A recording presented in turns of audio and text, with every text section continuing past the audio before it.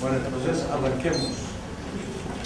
Para los que no habían estado conmigo la vez pasada, me llamo Felipe Arias. Esta es una clase magistral y en la segunda mitad de la semana con Rodrigo van a tener una clase complementaria donde van a tener unos talleres, a resolver problemas, dudas, a terminar de conceptos que no alcancemos a cubrir acá. Listo. En cualquier momento podemos hacer quizzes. Perfecto. Esa es otra regla de juego. Es muy importante que también estén súper presentes con el juego de la economía que estamos haciendo, porque eso les puede representar también un cambio en la nota bien importante. Para resumir muy rápido lo de la semana pasada, vimos lo que era política contracíclica, que los gobiernos buscan mantener el mismo nivel de bienestar o de gasto a pesar de las fluctuaciones del producto o del ingreso. ¿Estamos de acuerdo? Y entonces cuando aumentaba el ingreso, si yo mantengo quieto el nivel de gasto, estoy ahorrando, y cuando caía el nivel de ingreso, si yo mantenía el nivel de gasto es porque estoy desahorrando o endeudando, y eso es lo que buscan hacer los gobiernos, porque en realidad es lo que tratamos de hacer todos los seres humanos. ¿Y cómo se llamaba eso? ¿Por qué nos gusta? Aversión al riesgo. Al riesgo de tener que estar fluctuando entre euforia, depresión, borrachera, guayabo, todo eso. ¿Listo? Entonces, política contracíclica, tratar de mantener eso en el tiempo, digamos, más alto. Un poquito más sabores. Otro, ahí, adelante. También vimos pues, varios conceptos, pero uno de ellos muy importante es el de pobreza. Vimos cómo se podía medir, había varias formas de medirlo. Una de ellas era la línea de pobreza, que nos mide qué porcentaje de la población está por debajo de un nivel de ingreso tal que la persona pueda vivir dignamente. ¿De acuerdo? Hay otras definiciones que ustedes pudieron ver. Cuando miramos los datos de Colombia, vemos que hemos tenido una reducción significativa en el nivel de pobreza. Las barras rojas nos mostraban la pobreza total, las naranjas la pobreza urbana pero ejemplificada en Bogotá, y la amarilla la pobreza rural. Entonces vemos la diferencia tan grande entre el país urbano y el país rural en términos de pobreza, mucho más alta a nivel rural, pero aún así estamos viendo que en tendencia se reduce la pobreza en Colombia. Resultado del crecimiento económico, de las políticas económicas, de programas sociales. Pero ya hemos visto algo muy importante, y es que una cosa es la pobreza y otra cosa es la desigualdad.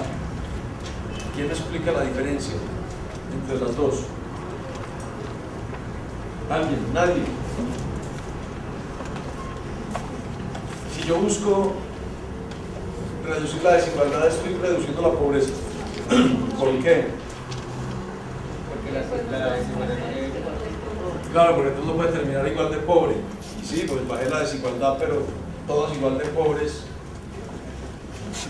todos tienen mucho más pobreza inclusive.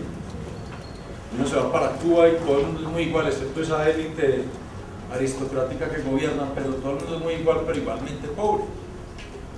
¿De acuerdo? Entonces no podemos confundir eso. Yo puedo ir reduciendo la pobreza y puede mantenerse un nivel de desigualdad, pero pues es que eso es lo que subyace, y eso lo vamos a ver más adelante, a lo que mueve una economía, lo que hace que las personas trabajen, inviertan, innoven, creen, emprendan.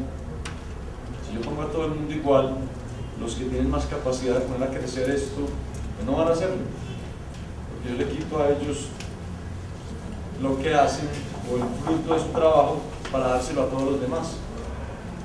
Eso no ha funcionado, casi nunca. Sigamos. Fíjense, ya otra vez llegando el tema de pobreza en Colombia, tenemos en la línea azul la pobreza a nivel nacional, en la naranja urbano, ya no Bogotá, urbano, todas las cabeceras urbanas, y en la línea amarilla la pobreza rural. Y fíjense lo que veníamos viendo, la reducción en la pobreza en Colombia. Pero hay algo que es como particular de los últimos 2 años. Fíjense lo siguiente, sigamos. Bien, es la primera vez que la pobreza rural en los últimos 2 años vuelve a aumentar. Eso nunca lo habíamos visto. Subió 20 puntos básicos. Y miren cómo venía cayendo la pobreza años atrás. Estamos viendo desde el 2008 hasta el 2013, hasta el año pasado. Entonces, si ustedes ven la pobreza nacional, que es la azul, cayó en 2 años 6 puntos, un poquito más de 6 puntos. Y en los últimos 2 años cayó, ustedes lo miden, 3 puntos, un poquito más de 3 puntos. Lo que quiere decir es que se ralentizó, se redujo. Sí, sigue cayendo la pobreza, pero en los últimos 2 años está cayendo más despacio. Porque es que la gran virtud no es reducir la pobreza tiene que ir reduciéndose en el tiempo por el mismo crecimiento de la economía. Lo que hay que lograr es que caiga más rápido, y por algún motivo en los últimos 2 años se ralentizó, se redujo la velocidad a la cual estaba cayendo la pobreza, sin mencionar algo que sí es complejo, y es que en el sector rural, por primera vez en mucho tiempo, en el último año, la pobreza aumentó. Sigamos. Entonces, hasta ahí dejamos la semana pasada y vamos a terminar en esta clase un par de conceptos de la semana pasada, y vamos a entrar en una parte, en otro capítulo un poquito más técnico de la economía, pero terminemos esos 2 conceptos primero. Inflación, ¿qué es? ¿Quién me puede decir qué es inflación? ¿Qué es? ¿De cuáles precios? Los bienes y los servicios allá.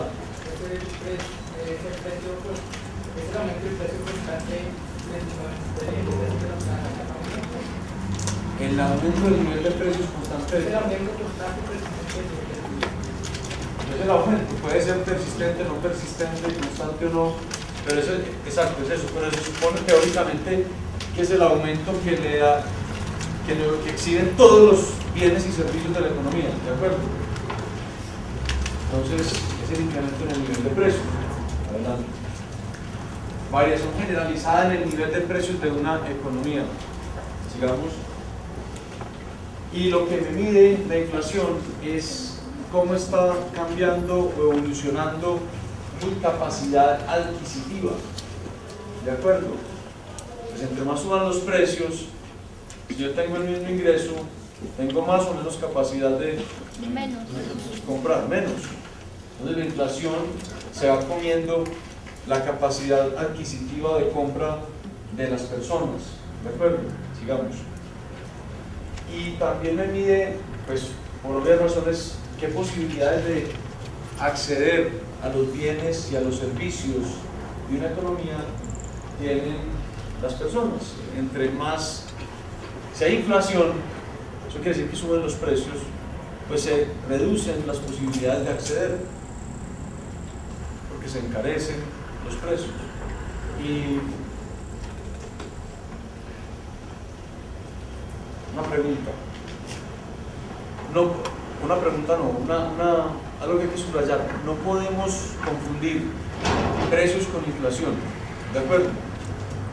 Yo a veces veo en los medios de comunicación cuando sacan el reporte del DANE de todos los meses de la inflación, que dice la ciudad más cara fue, por ejemplo, Cúcuta, que dice la inflación allá este mes fue del 2%. ¿Quiere eso decir que la ciudad más cara? Puede que no, puede ser la más barata. Lo que pasa es que subieron los precios más.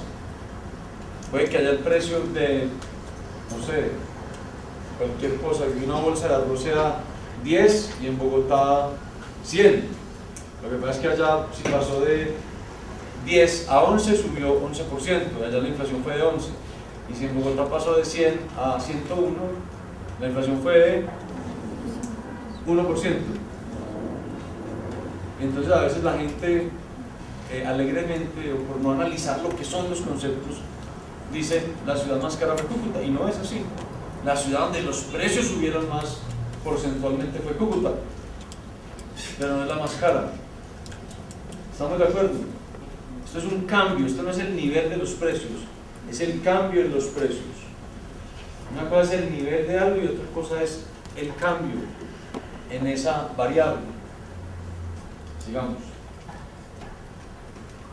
Y lo que se hace técnicamente en las entidades estadísticas de todos los países para medir la inflación es que se define una canasta representativa de los hogares, es decir, aquella canasta que refleja las preferencias, las necesidades de los hogares, y se van midiendo los precios en diferentes partes del país mes a mes, y con eso tenemos el dato de inflación, que es un dato muy importante, muy importante.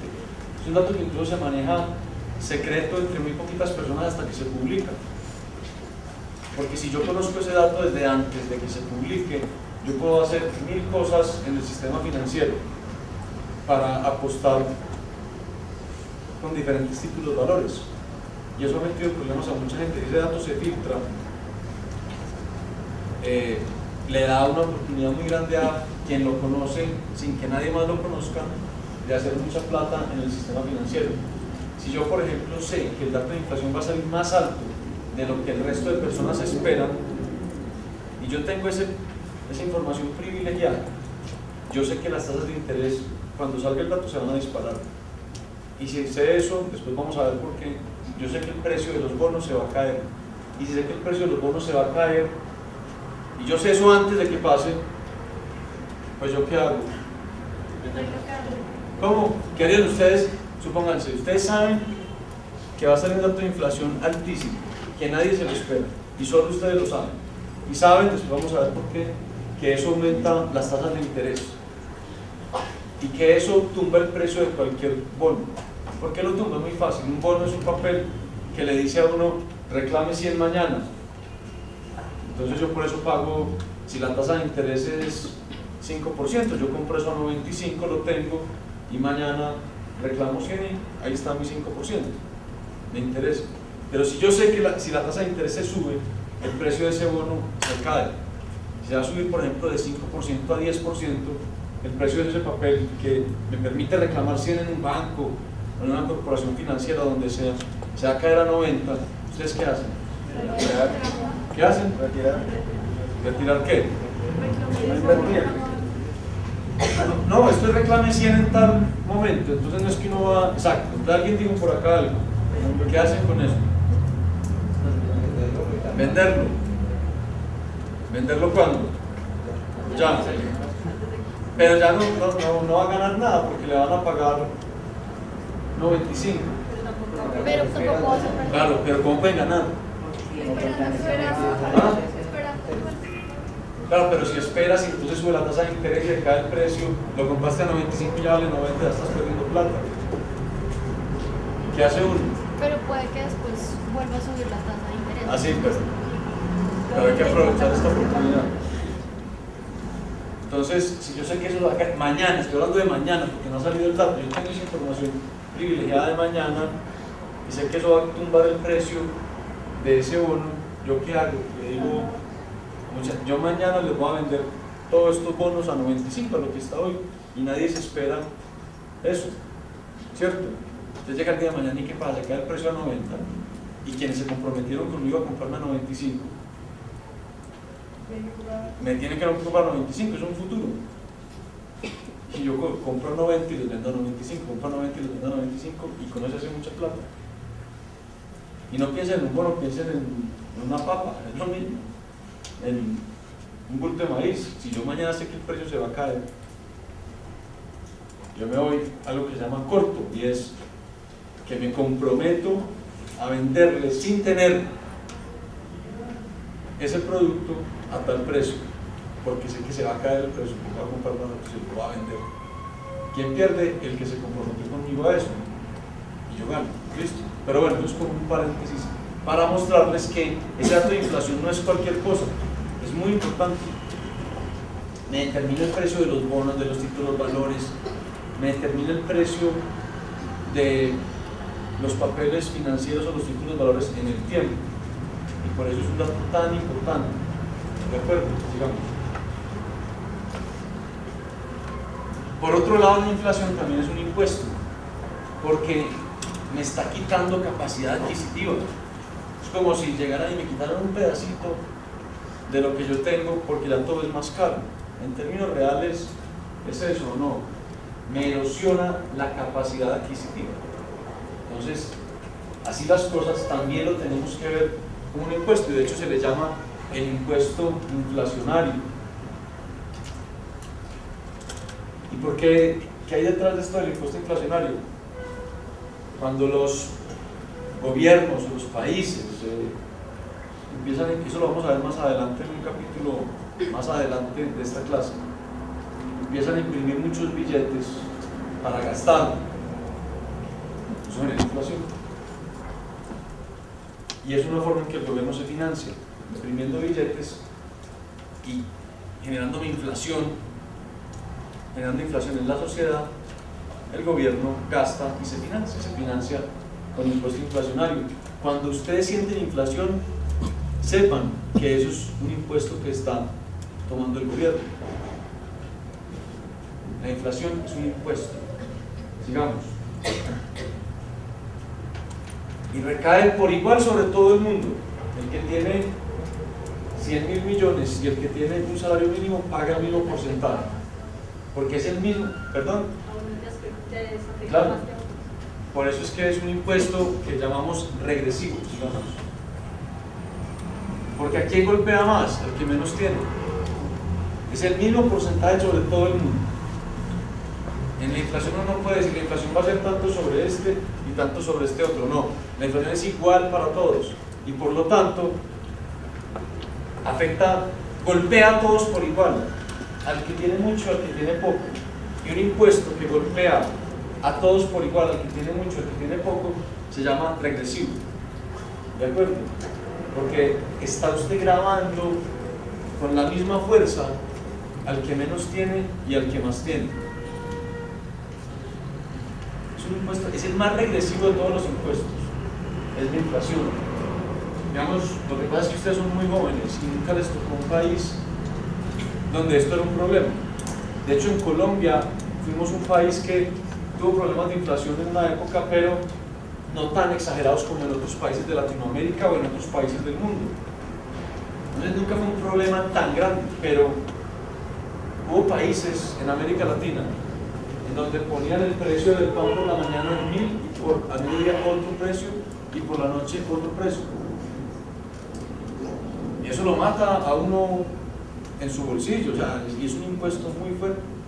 Ustedes no han sufrido eso porque ya, digamos, la profesión entendió cómo se manejaba y afortunadamente en este país se ha podido manejar. Pero después de la Primera Guerra Mundial, por ejemplo, ¿quién se acuerda? ¿Quién me puede decir cuándo estalló la Primera Guerra Mundial? Perfecto, ya van a ser 100 años. ¿Y por qué estalló? Por la muerte del duque colombiano. ¿De cuál duque? ¿De dónde? El Imperio Austrohúngaro. ¿De dónde lo mataron? ¿Ah? En Sarajevo, que es la capital de Bosnia. Unos sicarios entrenados en Belgrado, en Serbia, porque querían crear un problema con el Imperio Austrohúngaro que dominaba esa parte. Bueno, en fin, al final del día terminó una guerra mundial y los países aliados terminan derrotando o sometiendo ¿a quién? Al Imperio Austrohúngaro, que tenía como aliado a Alemania, y quedó toda la economía destruida. Entonces, por ejemplo, ¿qué hizo el gobierno austríaco para poder funcionar después de todo eso? Los tenían, digamos, el tratado que les impusieron, que se llama el Tratado de Versalles, era un tratado leonino, muy duro, de los victoriosos sobre estos países derrotados. Un país así, embargado, que tiene que pagarle reparaciones a Inglaterra, a Francia, a Bélgica, a Estados Unidos, ¿qué hace para sobrevivir? Si no tiene, está su economía, su aparato productivo destruido. Empiezan a imprimir billetes, y la hiperinflación fue grandísima, grandísima. Entonces termina usted generando un problema mucho más grande para la población. Es un episodio muy cruel de la historia de la humanidad. O sea, los niños, o sea, la población bajó en tallas, los niños aguantaban hambre, era muy difícil. De hecho, eso fue lo que terminó originando la Segunda Guerra Mundial, porque en un país como esos, ¿usted en qué invierte? Usted no va a tener dinero, o sea, si eso le está subiendo los precios todo el día, usted no va a tener efectivo en el bolsillo. Es lo peor que puede hacer, porque se le licúa lo que eso le representa en un solo día. Entonces, ¿uno en qué invierte? En un país con inflación, invierte en activos productivos que estén protegidos contra la inflación, y de hecho eso generó una especie de boom en las bolsas de valores de países como Alemania y Austria, y quienes lo hacían bastante bien eran, digamos, los corredores de bolsa, los intermediarios financieros, y muchos de ellos eran de la comunidad judía, y les empezaron a tener mucho resentimiento, y eso fue lo que originó en parte esa reacción, ese movimiento también contra ellos, y lo que pasó después con la Segunda Guerra Mundial. Pero miren lo que hace la inflación. Como les digo, ustedes son muy jóvenes para haber vivido en un país con eso, pero en muchos países por mucho tiempo era el impuesto más regresivo, la carga más dura sobre una familia. Sigamos. ¿Qué hace una inflación alta y permanente? Primero, tasas de interés muy altas. Si usted tiene $1.000.000 y lo quiere prestar, digamos la tasa de interés de la economía es 5%, usted lo presta al 5%, nadie le va a pagar más por eso, usted no tiene por qué prestarlo por menos, pues cualquiera le toma prestado ese millón a 5%.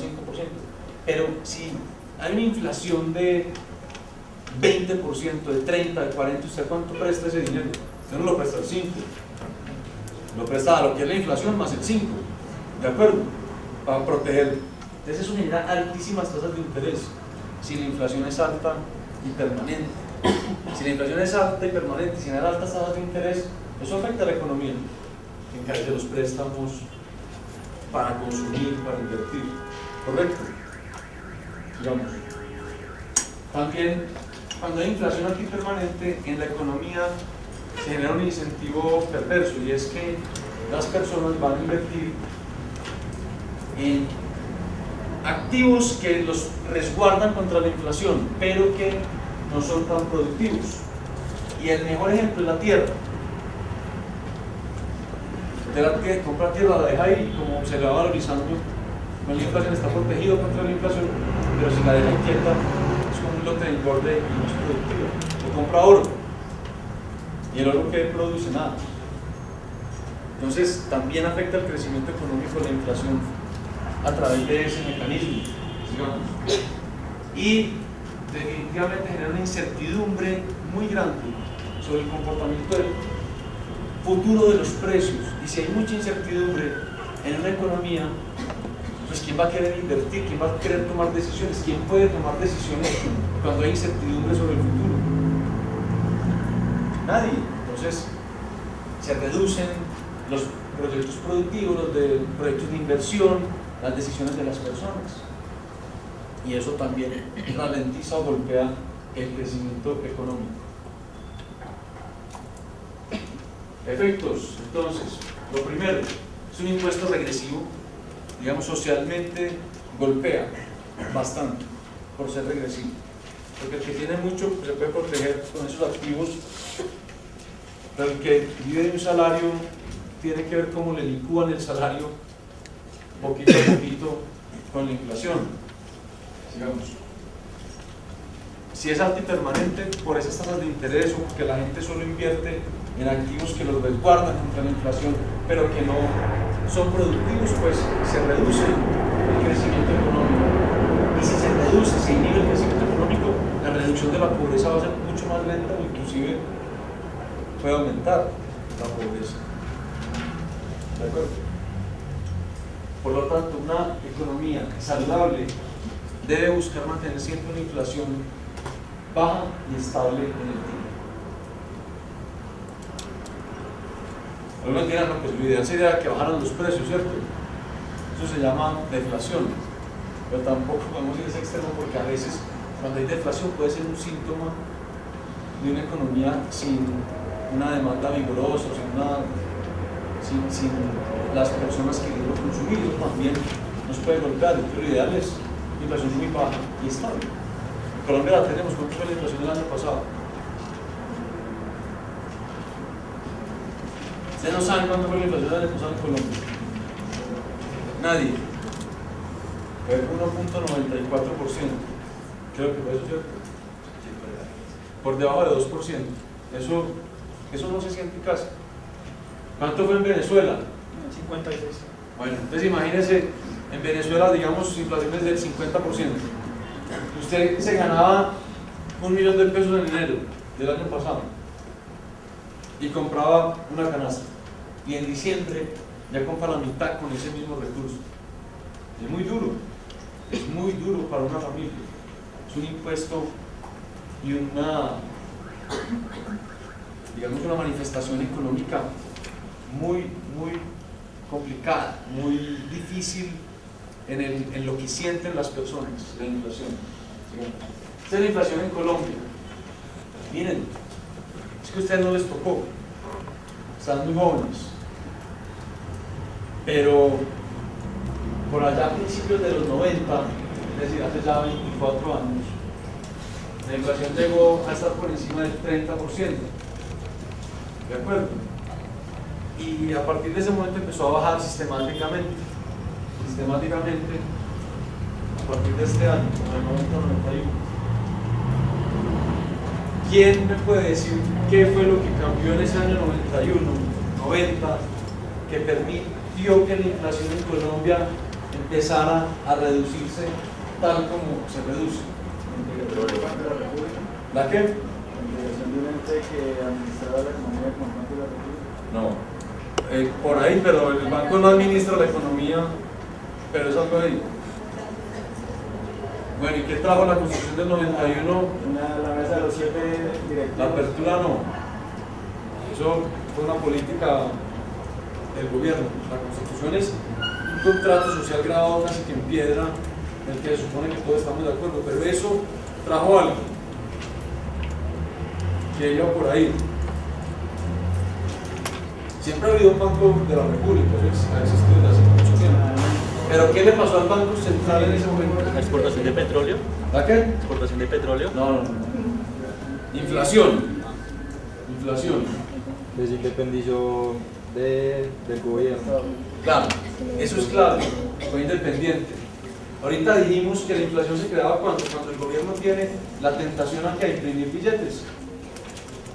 Porque esto lo vamos a estudiar mucho más adelante, pero si yo imprimo billetes y solo hago eso no me puede generar riqueza adicional. Eso lo que genera es se suben los precios de todo. Si yo voy con un helicóptero y empiezo a repartir billetes y todos reciben ya ustedes 10 millones de pesos en billetes adicionales, ¿qué saben hacer? Comprar cosas, ¿no? Y los precios. Pero no hay nada nuevo en la economía, no hay capacidad productiva adicional. Entonces, si uno le quita al gobierno la posibilidad de caer en esa tentación con un banco central que es el que emite el dinero independiente, que no tiene que responderle al gobierno, que no tiene que responderle al presidente, que si el gobierno necesita gastar en algo no puede ir a tocar la puerta en el banco, pues se acaba ese riesgo y inflación. Mírenlo, ahí está. Sigamos una. Ahí está, ese fue. Ahí. Ese es el cambio estructural en la política monetaria de este país. Hay un banco central independiente, es el Banco de la República, y tiene una junta directiva de 7 integrantes, de los cuales 6 son independientes y uno es el ministro de Hacienda, que puede ir a patalear allá si quiere, pero si los otros no están de acuerdo, pues votan en contra. Correcto. Caso muy distinto a un país como Venezuela, donde eso no pasa. Allá dan la orden del gobierno y empiezan a emitir, y es por eso que tienen esa inflación tan alta. Miren, aquí hay como 2 picos. Vamos a mirarlo, sigamos. En el año 2008. Hay un salto ahí como en la inflación, como si hubiéramos retrocedido un poquito. ¿Quién sabe qué pudo haber pasado en ese año? De alimentos. una suba en el precio de los alimentos a nivel mundial muy grande. ¿Y por qué? Son muchas razones, pero por ejemplo una. ¿Quién da una razón de por qué ese incremento en el precio de los alimentos a nivel mundial en ese año? Petróleo tiene que ver con eso. ¿Por qué? ¿Quién dijo petróleo? ¿Por qué? El barril de Brent pasó más de 100%. No, sí, el precio del petróleo subió, claro, pero ¿por qué afecta eso el precio del El barril? transporte, la logística, todo. La exportación. Transporte es una, pero hay otra más directa. Los químicos ¿Para qué? para los cultivos. Claro, pero eso se llama fertilizante. ¿Listo? Entonces la urea, el nitrógeno, que es lo que se le echa a la tierra para fertilizar, pues es un derivado del petróleo. Se encarece eso, se encarece mismo el costo de producción de cualquier alimento sembrado en la tierra. Otra razón por la cual subieron los precios en ese año. En ese año se empezó a materializar algo, y es que hubo un crecimiento muy grande en el ingreso de todos los países emergentes que estamos en vía de desarrollo, pero sobre todo los que tienen una alta población, que son China e India. Y estas, digamos, cuando aumenta el ingreso de un país o de una población o de una persona, aumenta la demanda por alimentos, y sobre todo por proteína animal. Y la proteína animal, al final del día, no es más que maíz que camina. O sea, pollo es maíz que camina, el cerdo también. En muchas partes del mundo la carne de res también. Y eso genera un incremento muy fuerte en todo ese tipo de granos, en el precio de todo ese tipo de granos. Porque en la China y en la India ya no solo estaban comiendo 3 veces al día, sino que estaban comiendo proteína. Eso generó un salto muy grande en el nivel de precios, a nivel de un cambio estructural. Yo me acuerdo haber visto precios de maíz, el bushel a la tonelada a $80, y eso saltó a $300. Y el precio del aceite de soya, yo me acuerdo haberlo visto la tonelada a $250 y saltó a $700. Entonces fue un cambio estructural. Otra razón por la cual pudo haberse disparado el precio de los alimentos a nivel mundial ese año: hubo un desastre climático muy grande en los países que son grandes productores de alimentos, sobre todo en el norte de África, como en Marruecos, por ejemplo, y en varios países asiáticos, que son grandes productores de arroz. En fin, se generó ese salto, y eso es un choque externo a la economía. Pero miren que el Banco de la República, en vez de acomodar ese choque y permitir que siguiera subiendo, aprieta la emisión de dinero, aprieta la política monetaria y hace que que siga cayendo el nivel de inflación. Por eso es tan importante un banco central independiente. ¿Listo? ¿Alguna pregunta hasta ahora? Sigamos. Crisis mundial de alimentos. Empleo. El último concepto para terminar lo de la semana pasada. El empleo es simplemente la capacidad que tiene una economía de poner a trabajar su capital humano, de volverlo productivo, ¿de acuerdo? Y generar ingresos con eso. Es decir, todos tenemos un capital humano en nuestra fuerza de trabajo y en nuestra inteligencia, y el nivel de empleo en una economía refleja la capacidad que tiene esa economía de poner a trabajar ese capital humano que está en todos nosotros. Sigamos. Es al final del día la capacidad que tiene la economía de ocupar su población, de no tener ocioso ese capital humano, sino tenerlo produciendo. Yo tengo una persona sentada, no trabajando, pues ese cerebro y esa fuerza en los brazos, en las piernas, está ociosa, no está produciendo, no está generando ingresos.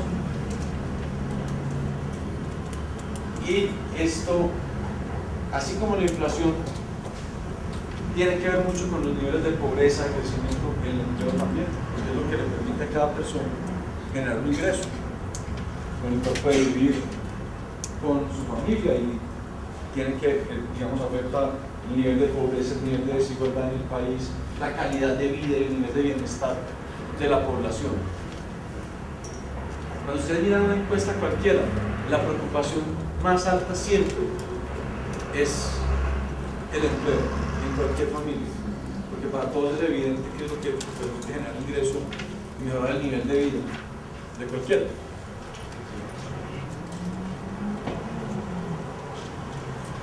¿Qué es lo ideal? Así como dijimos ahorita, lo ideal es tener una inflación muy bajita, estable. Lo ideal en una economía es tener también una tasa de desempleo lo más baja posible. ¿De acuerdo? Lo más baja posible. Pero tampoco podemos hablar de cero, porque siempre hay un desempleo friccional. Es el que se da mientras las personas cambian de un trabajo a otro. Y mientras pasan y transitan de un trabajo a otro, pues hay un desempleo que llamamos friccional. Siempre hay como ese nivel ahí estructural de desempleo.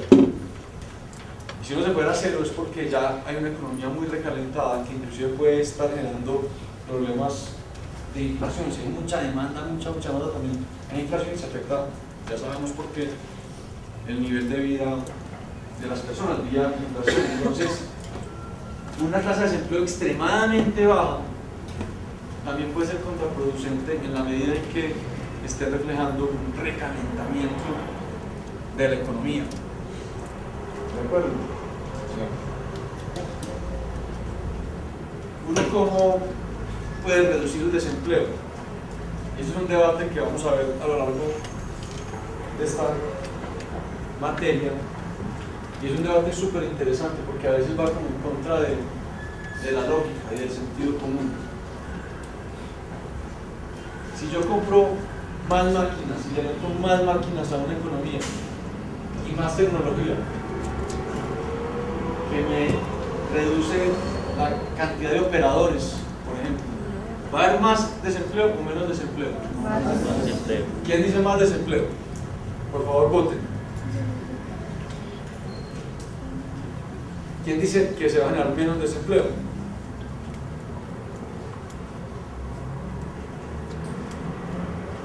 ¿Y por qué se va a generar más desempleo? ¿Quién me explica?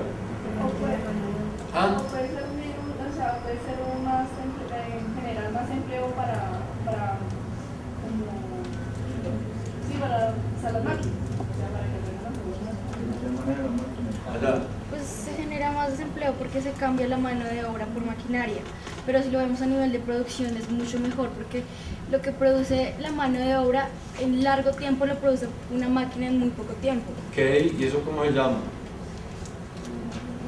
Piénsenlo, mejor dicho, si ustedes fueran el presidente de este país, tienen que bajar el desempleo. Según todos los que ustedes votaron, pues yo les doy una fórmula muy fácil. ¿Por qué no van, por ejemplo, a todas esas fábricas de confección y apaguen las máquinas y pónganlas a coser con aguja y hilo? ¿Se bajaría el desempleo así? ¿Sí? ¿Cuánto saldría cada camiseta? ¿Y quién lo compraría? ¿Y dónde terminarían todas esas señoras? En la calle, sin empleo. Entonces, la verdad es que cuando yo aumento la inversión en maquinaria, en equipo, en tecnología, tiene que caer el desempleo. ¿Por qué?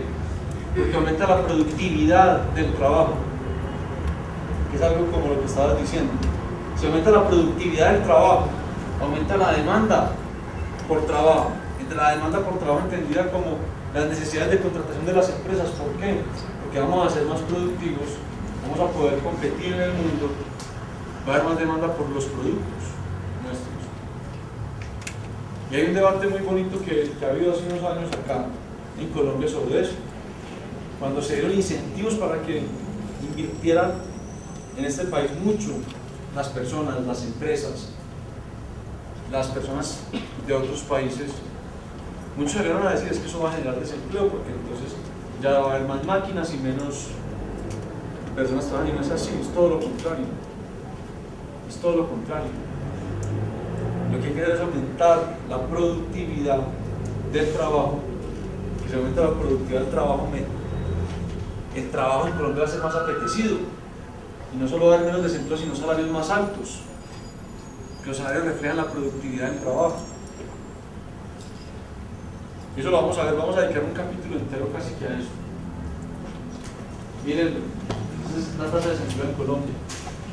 Va fluctuando todos los meses porque hay una estacionalidad. Por ejemplo, siempre, ustedes ven siempre un pico de desempleo, creo que es como en enero, que son los picos de desempleo. Y el desempleo bajo creo que es como entre octubre, noviembre y diciembre. ¿De acuerdo? Es estacional, pero la tendencia, miren cómo es a ir bajando. Es una tendencia polinómica que ajusta uno y miren, sin duda alguna, el desempleo en Colombia viene bajando. Muy bien, hasta ahí terminamos lo que era la semana pasada. ¿Alguna pregunta hasta ahora? Una pregunta, ¿cómo normalmente agregamos el producto del ingreso de la economía? ¿Cómo lo llamamos? La suma del producto del ingreso en una economía en determinado periodo de tiempo. De la clase pasada. ¿Cómo? Sí, producto. ¿Pero cómo? Producto interno bruto. Listo. ¿Por qué se le dice interno? Frontera geográfica. ¿Por qué se le dice bruto? No se descuenta la depreciación. Si descontara la depreciación sería neto. Si yo no sumara el ingreso o lo que producen los extranjeros que viven acá, sino que quitara eso y sumara lo que producen nacionales que viven en otros países, ¿sería qué? Nacional. Muy bien. Vamos entonces a la clase de esta semana, a la clase magistral, y vamos a empezar con unas identidades macroeconómicas muy básicas. Simplemente saber sumar y restar. Lo único que van a requerir para eso. ¿De acuerdo? Antes de empezar con las identidades, vamos a ver un poquito cómo es una economía muy simple. O sea, que al final del día, ¿qué es, digamos, una economía esquemáticamente? ¿De acuerdo? Entonces, lo primero que tenemos que definir para poder entender esto y ver pues las identidades es cómo se llega a la producción de bienes y servicios en una economía. Entonces hay un insumo que es el trabajo, es el tiempo de los trabajadores, también si se quiere la inteligencia de las personas, todas trabajando, y cómo se paga eso con un salario. El precio de esos servicios de trabajo se denomina salario. Cuando ustedes se gradúen y empiezan a trabajar, les van a pagar un salario, ¿de acuerdo? Pero también hay otro insumo, que es el capital, las máquinas, los equipos, la tecnología, todo eso, que se combina con el trabajo y generan un producto. Y el capital, ¿cómo se le remunera? Con un precio que llamamos renta, renta del capital, ¿de acuerdo? Cuando alguien de ustedes tiene una acción de Ecopetrol, es dueño de un pedazo de Ecopetrol, es dueño de un pedacito del oleoducto en el Putumayo, es dueño de un pedacito del oleoducto Caño Limón-Covella, es dueño de un pedacito de la refinería, y por eso les dan un dividendo al año. Eso es la renta de ese capital. Entonces, en una economía siempre se colocan dos insumos, el capital y el trabajo. Y el capital y el trabajo generan un producto, ¿de acuerdo? Y lo que pasa es que el capital y el trabajo reciben un precio por eso. El trabajo recibe el salario, el capital recibe la renta del capital. Y al final del día, ¿de dónde se paga eso? Pues de la producción. Se juntan el trabajo de este hombre con una maquinaria agrícola, siembran, producen maíz, y de ese maíz se le paga al dueño de la maquinaria agrícola y al hombre que trabajó. Así de simple es. No hay para entender las cosas de economía, siempre está pensar en una isla donde se produce una sola cosa, y él empieza a entender, o puede conceptualizar muy fácil todo lo que es la economía, todo. Entonces, esto es al final del día lo que es la economía. Ahora refinémoslo un poquito más y veamos cómo fluyen los recursos entre diferentes agentes. Digamos, como es la producción total, que ya dijimos se llama PIB, o normalmente se usa el PIB, el Producto Interno Bruto. Y de ahí no les digo de dónde sale el pago del capital y el pago del trabajo, la renta del capital y el salario. De ahí sale todo. Eso se distribuye entre capital y trabajo. El PIB de una economía se distribuye entre capital y trabajo. Y generalmente es como 60% para el trabajo y 40% para el capital. Casi siempre es así, lo que nos muestran las cuentas nacionales en casi todos los países. ¿De acuerdo? Sigamos. Entonces vamos a ver qué agentes actúan en esto, en la producción a través del capital y el trabajo. Tenemos primero los hogares, o las familias si se quiere. Tenemos también las empresas y el gobierno. Esos son los tres actores que van a estar jugando en una economía doméstica, antes de pensar con el resto del mundo. Y entonces, ¿qué pasa entre los hogares y las empresas? Que los hogares le proveen trabajo y capital a las empresas, ¿de acuerdo? ¿Y las empresas cómo remuneran eso? Pagando el salario y las rentas del capital. ¿Correcto? ¿Y qué hace, cómo juega el gobierno? Perdón, antes de eso, ¿qué hacen los hogares de las empresas? Consumen lo que producen. Obvio, ¿no? Es como que se cierra un círculo. Si no hubiera gobierno, también sería una economía. Porque los hogares proveen trabajo y capital, las empresas producen, las empresas remuneran salario y renta del capital, y al final del día los hogares se comen lo que las empresas producen. Consumen eso, y ahí se cierra ese círculo más elemental y más básico de una economía. Es una especie de caricatura, pero nos ayuda a conceptualizar quiénes son los grandes actores en una economía real. Entonces el gobierno, ¿cómo juega? Exactamente. Está ahí y cobra impuestos. Ahorita vamos a ver que el gobierno también puede consumir más adelante, pero al final del día miren el círculo más elemental de todos. Los hogares proveen capital y trabajo. Las empresas producen y con ese producido remuneran el capital y el trabajo. Y ese ingreso de los hogares les permite consumir el producto que las empresas le dan. ¿De acuerdo? Si pensemos en esa isla que produce solo maíz, entonces este hombre pone su fuerza de trabajo y esta mujer le provee una máquina, se juntan la maquinaria con un tractor y la fuerza de trabajo y siembran y producen maíz. ¿De acuerdo? Y le dan a ella, le producen 100 toneladas de maíz, 40 toneladas y a él 60 toneladas. ¿De acuerdo? Y se la comen. Y al final del día eso es lo que pasó ahí. Pero hay un gobierno también ahí metido que le quita un poquito del maíz a él y a ella. ¿Listo? Así de simple es una economía.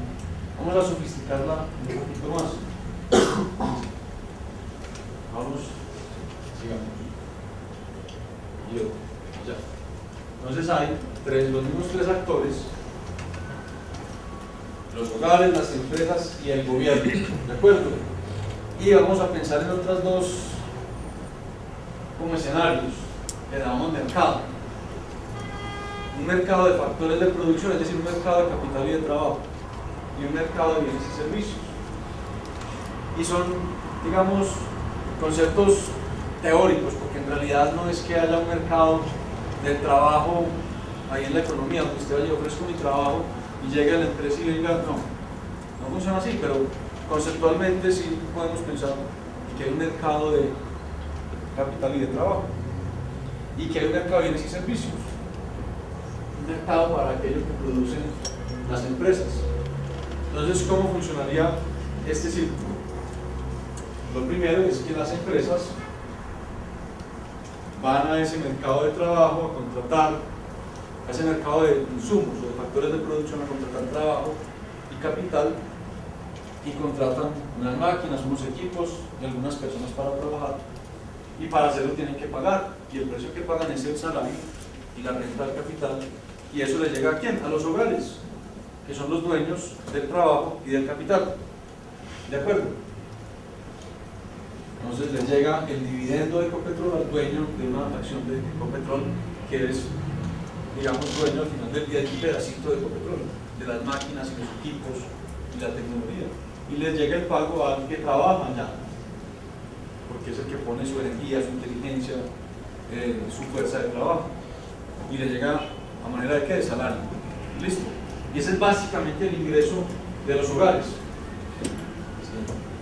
Y hay un gobierno ahí que también tiene que contratar personas para funcionar, y también necesita equipos, necesita aviones de combate, carros para la burocracia, todo eso. Entonces podemos pensar que el gobierno también va a ese mercado de factores productivos y donde hay capital de trabajo. ¿De acuerdo? Y para contratar ese capital de trabajo tienen que pagar unas rentas y unos salarios. ¿De acuerdo? Entonces el gobierno contrata a todos los burócratas, a los soldados, a los maestros que proveen la educación pública, y en términos de capital uno podría pensar que el gobierno quiere montar una empresa, no sé, un banco, una empresa productora como lo tiene el gobierno colombiano de productos veterinarios como el Pecol. Entonces compra ese capital, se lo proveen las familias y paga por eso. Y el gobierno también tiene que comprar otras cosas, tiene que comprar papel higiénico para los baños de los edificios, tiene que comprar la gasolina de los carros, tiene que comprar la gasolina del avión en que monta el presidente, todo eso. Entonces va al mercado de bienes y servicios a comprar todo eso. Entonces el gobierno empieza a jugar como un actor que demanda en el mercado de factores productivos y en el mercado de bienes y servicios. ¿De acuerdo? Y los hogares también van al mercado de bienes y servicios con los ingresos que tienen por el salario y por la renta del capital, y con ese ingreso van al mercado de bienes y servicios y compran lo que producen las empresas, de tal manera que al final del día de este mercado de bienes y servicios,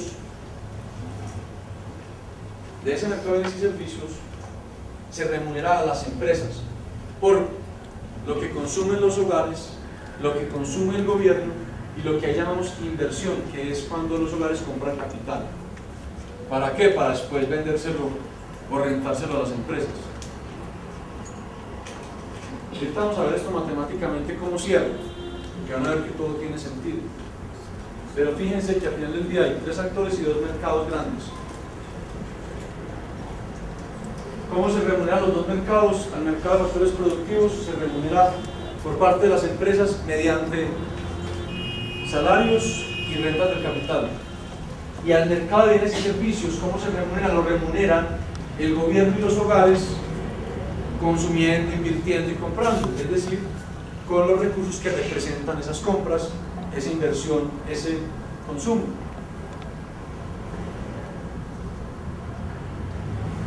Y fíjense que el único que en este esquema interviene como comprador en ambos mercados es ¿quién? El gobierno. Porque los hogares son compradores en el mercado de abajo, pero vendedores en el mercado de arriba. Miren cómo fluyen los recursos con las flechas. ¿De acuerdo? ¿Alguna pregunta hasta acá? Yo sé que suena elemental, pero esto hay que tenerlo súper claro. Y ya lo vamos a formalizar matemáticamente. Digamos. Y vamos a pensar en un tercer mercado financiero, que es el que en realidad permite que todo cierre. ¿De acuerdo? Entonces, los hogares reciben una renta del capital y un salario como ingreso. ¿De acuerdo? Acá. Recibieron esto como un ingreso. Y fueron al mercado y compraron o máquinas, o comida, o consumo o inversión. Y el gobierno, para poder funcionar, les cobró unos impuestos. Entonces, digamos que por rentas de capital y salarios recibieron 100, que cuando fueron a comprar al mercado de bienes y servicios se gastaron, digamos, 70, y que el gobierno les cobró 20 de impuestos. Lo que queda, ¿cuánto es? 10. A eso lo vamos a llamar ahorro de los hogares. Ese ahorro no queda ahí. Ese ahorro va al mercado financiero, lo llamamos ahorro privado. Pues supongamos que fuera la situación diferente.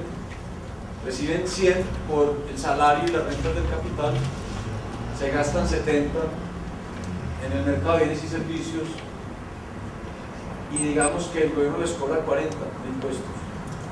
¿Qué pasa ahí? ¿Tienen menos 10 o no? Eso se llama desahorro privado. ¿Y quién se los provee? Alguien se los tiene que prestar. El mercado financiero es lo único. Es lo único. Sigamos. Y el gobierno también tiene unos ingresos que son los impuestos. ¿Y en qué gastan? Pagando salarios y rentas del capital y comprando en el mercado de bienes. Y la diferencia también se debe entender como ahorro si es positivo o desahorro si es negativo. ¿De acuerdo? Si esta economía fuera cerrada, si no hubiera ni nada más en el mundo, sin esta economía, este ahorro acá debería ser igual al desahorro de acá. O el desahorro, o el ahorro del gobierno debería ser igual al desahorro de los privados, que es la única forma en que suman las cosas. El excedente de recursos de uno financia al otro y viceversa, si fuera cerrada. Pero las economías no son cerradas, entonces siempre hay un sector externo que comercia con nosotros. Cuando nosotros importamos nos están enviando bienes y servicios, cuando exportamos les estamos enviando bienes y servicios a esos países en el resto del mundo. Es la diferencia entre importaciones y exportaciones lo que al final del día, sigamos, me representa el ahorro o el desahorro externo. Ahorita vamos a formalizar esto matemáticamente, pero fíjense ustedes, si yo como economía estoy importando más de lo que estoy exportando, el resto del mundo está ahorrando o desahorrando conmigo. Ahorrando, y eso lo vamos a llamar ahorro externo. Entonces ese ahorro externo también llega al mercado financiero. Ya no son los posibles desequilibrios entre ingresos y gastos, ya son tres: privados o hogares, gobierno y sector externo, y entre las tres se tienen que equilibrar.